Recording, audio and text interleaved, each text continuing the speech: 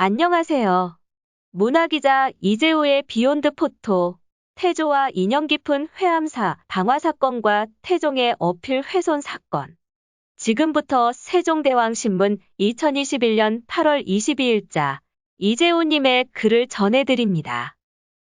회암사지, 주변의 작은 불상들입니다. 거대한 규모를 자랑하던 회암사는 16세기 후반 명종 선조 연간의 유생 집단에 의해 소실된 것으로 추정됩니다. 회암사의 주요 지원 세력이었던 문정왕후와 보우대사가 세상을 떠나면서 회암사도 서서히 역사에서 사라졌다는 것입니다. 조선 초에는 왕실의 불교 옹호의 유생들의 반발이 심했습니다.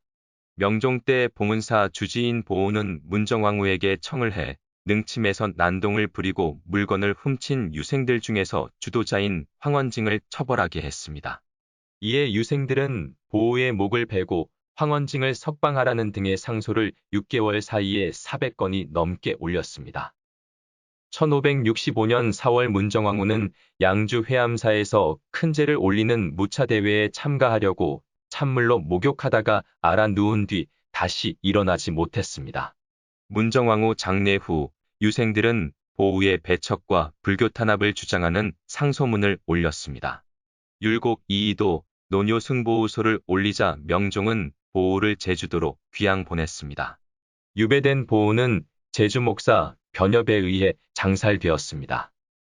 유생들의 불교 배척은 회암사에도 어두운 그림자로 비쳤습니다. 송도의 유생이 절을 불태운 게 계기가 돼 유림들의 모방 행동이 이어졌습니다. 태조와 인연 깊은 회암사도 불태울 것이라는 소문이 돌았습니다. 회암사는 태조가 깊이 신뢰한 무학대사가 오랜 기간 수행한 곳입니다. 이에 명종이 걱정을 하는 내용이 실록에 실려 있습니다.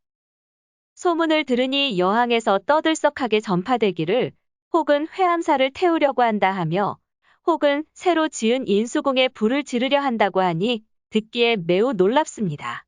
식견이 있는 진정한 유자라면 어찌 이럴 리가 있겠는가.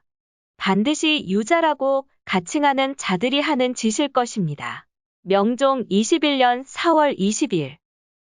그러나 33년 뒤인 선조 28년 6월 4일 기록에 회암사 예터에 큰 종이 있습니다.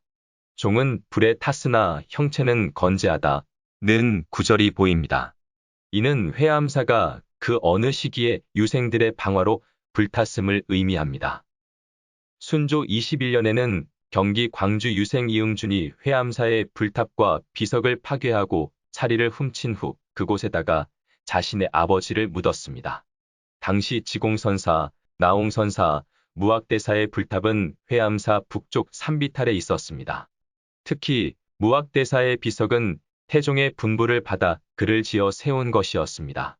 그의 7월 23일 실록에는 이응준 처벌에 관한 내용이 나옵니다. 임금의 글을 훼손한 죄는 사형에 해당됩니다.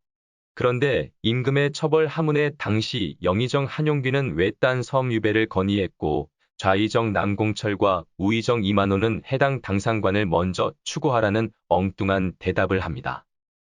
문화기자 이재호의 비욘드 포토, 태조와 인연 깊은 회암사 방화 사건과 태종의 어필 훼손 사건의 2021년 8월 22일자 이재호님의 글이었습니다.